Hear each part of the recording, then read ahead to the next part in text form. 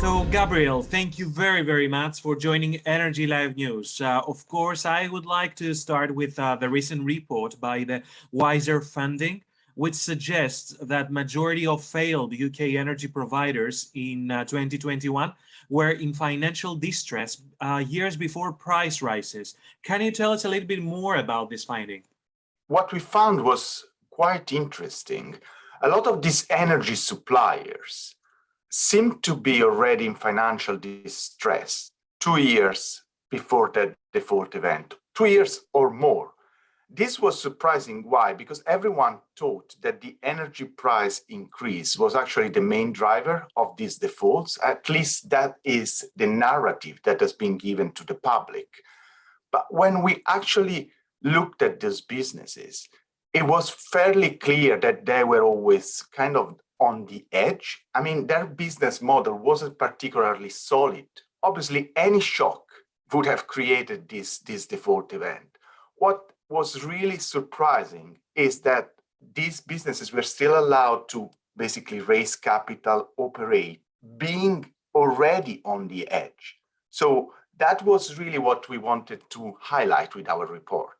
Can you tell us about the methodology that the research followed? What kind of data you analyzed and which companies specifically? Yeah, so we at Wiser Funding have a platform that allows us to analyze any company, small, medium, large company, looking at basically a large amount of structured and unstructured data. That is a little bit of everything: financial information, non-financial information, macroeconomic scenarios.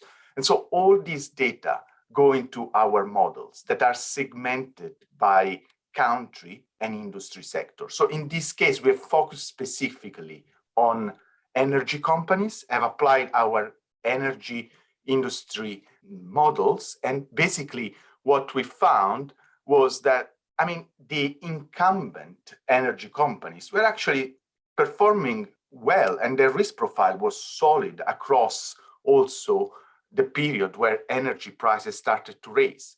It was a very interesting finding because basically highlighted the fact that there was a way to isolate the energy price shock for these energy companies. But most of the times, this wasn't done, mostly because of the business model of those companies wasn't strong enough to allow that.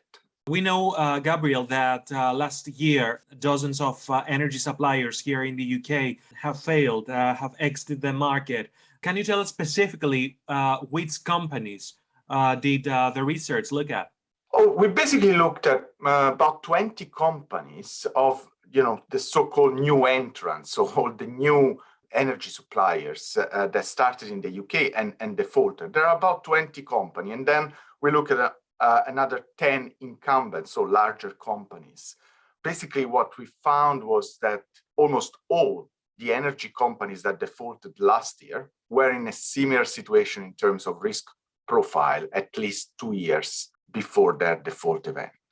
So the research suggests that probably all these companies should have predicted the situation and probably the outcome of this weak business model that the research claims they had. Absolutely, Dimitris. I guess that's one way to see. They could have prevented, let's put it like that. What is surprising is that some of these companies raised a lot of funds in 2018, for example, where already their risk profile was weak. So the question goes also to the investors, like what were they expecting exactly? And what did they think was going to happen? So what about the regulatory environment? Could have seen this, could have seen the risk profile of these companies already being weak before energy prices started to rise. No one really acted. This is something that obviously we believe should be highlighted and probably corrected. Obviously, all the eyes of the energy sector are on the Russian invasion of Ukraine. Do you think that Russia's invasion and this war would bring further knock-on effect to energy suppliers here in the UK?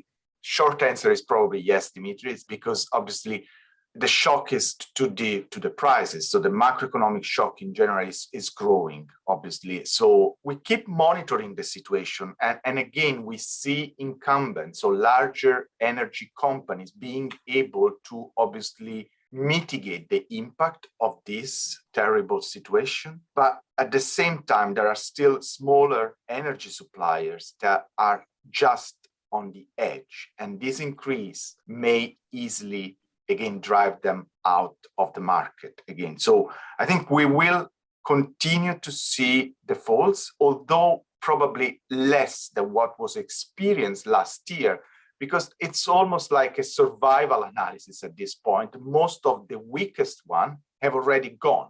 So the ones that have survived now actually are stronger. In the past few days, it has been reported that Gazprom Energy is facing challenges and is trying to find a new buyer. And it is also believed that government will step in and place the company into special administration. The example of Bulb is mentioned in these kind of reports. What is your opinion regarding this latest development? Which will be the consequences of these moves? Well, I think the most obvious is basically a lot of job losses and a further shock for companies and individuals, and in a time where inflation is already high. So what this is causing is a loss of competition overall, Dimitris. I mean, obviously, a lot of these companies had a role, and the regulator gave them the license because of the ability to create more competition. So in short terms, I think what we're going to see is again an increase of prices for consumers and companies that will again affect the profit line for many small companies. What do you think that is needed for energy suppliers to tackle the current challenges that they face? Do you think that it is a better assessment, better management, company level risk, investor due diligence, and regulatory scrutiny? What do you think is the best measure to tackle this situation? Yeah, great question. I think obviously regulatory scrutiny is key here. We've seen it already in the financial world with the 2008 and 2009 crisis. There needs to be a kind of stricter scrutiny on these companies. Their risk profile needs to be checked because the impact of their default is still going to have an effect on consumers and companies. So that would be, in my opinion, the most important thing to implement. At the same time, you mentioned due diligence from investors, and obviously, I'm sure they do their due diligence, but at the same time, maybe there should also be some rules in terms of what type of investment and how speculative those investments can be in companies that basically provide services to consumers, utilities to consumers. My last question for you, Gabriel, is if we could say that there is a lesson that we can take from the current energy crisis, a lesson that should be learned by energy companies, what this lesson would be? In today's world, finance has reached a level that can really allow any business to operate in a more confident way. You probably heard about embedded finance, very often referred to that as a way to basically embed finance in many activities from corporates. In my opinion, this is a case where a lot of those companies could have mitigated the potential impact of energy price rises by buying instruments on the market, derivatives that could mitigate that increase. And I believe that's what the incumbents have done with their experience in this field.